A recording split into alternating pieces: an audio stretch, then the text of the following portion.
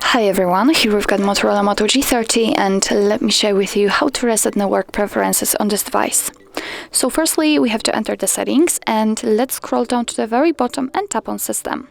Now we have to tap on Advanced and right under it we've got Reset Options. So let's enter, and at the very first position we've got the option we are looking for, so let's tap on it.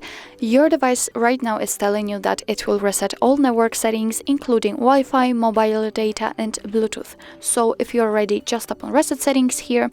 We have to confirm it with a pattern, so let's do that. And here we've got also the info that you cannot undo this action. So if you are really ready, tap on Reset Settings. And as you can see, the network settings have been reset successfully, so you can customize them again. So actually that's all. This is how to reset network preferences in your Motorola Moto G30. Thank you so much for watching. I hope that this video was helpful, and if it was, please hit the subscribe button and leave the thumbs up.